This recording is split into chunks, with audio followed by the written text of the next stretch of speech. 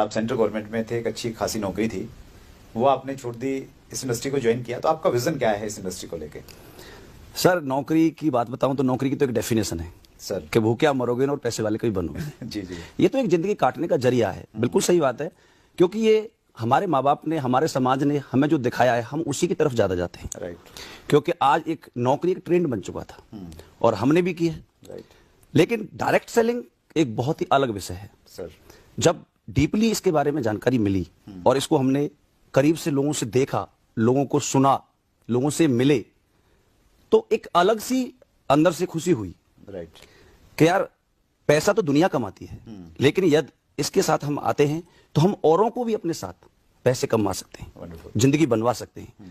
अपने लिए तो दुनिया जीती है। तो जो जॉब को लेके एक मेंटेलिटी बन गई है हमारे समाज में, तो क्या लगता है उसको दूर किया जा सकता है और ये इंडस्ट्री उसमें काम कर सकती है? सर बहुत अच्छा काम कर सकती है।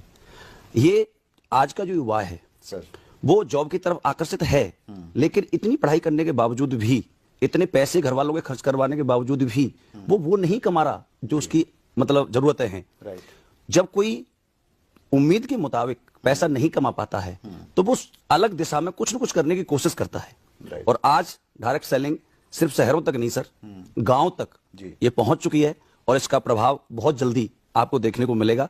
तो जॉब से लोगों का मोह भंग होगा और एक दिन डायरेक्ट सेलिंग इंडस्ट्री को ज्यादातर लोग ज्वाइन करेंगे। That's great. और हमारे देश में जिस प्रकार की सिचुएशन है सर, जिस प्रकार की पॉपुलेशन है, जिस प्रकार हम लोग विकासशील देश की श्रेणी में आते हैं, तो बिजनेस के लिए बहुत बड़ा स्कोप है। थोड़ा सा अगर वो मेंटेलिटी चेंज कर ली जाए और बिजनेस के अवसर अगर ढूंढे जाएं तो बहुत सारी संभावनाएं हैं हमारे देश में। हाँ, डायरेक्ट सेलिंग के लिए तो बहुत बड़ी संभावना है, लेकिन इसे बदलने के लिए हमें कुछ करना पड़ेगा। राइट। जो लोग सक्सेसफुल हैं आज इंडस्ट्री के अंदर, उन लोगों को इसके लिए बहुत बड़ी पहल करनी पड़ेगी। सर अपने लिए काम ना करके हमें पहले समाज के लिए काम करना पड़ेगा। राइट। बड़े बड़े इंस्टीट्यूट में जाएं, उनके कॉलेज के जो डायरेक्टर हैं उनसे मिलें, हम जाकर के डायरेक्ट सेलिंग का विजन लोगों को दिखाएं राइट। कि आप यहां से कहां तक पहुंच सकते हैं।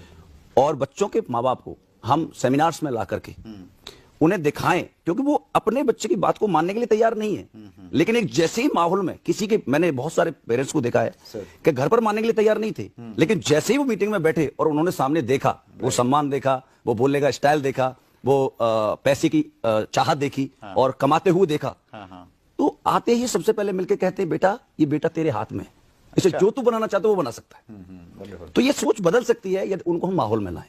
जो सीनियर लीडर्स हैं उनको पहल करनी पड़ेगी। जी sir. That's great sir. Sir आपका बहुत बड़ा नेटवर्क है, कई राज्यों में फैला हुआ है सर।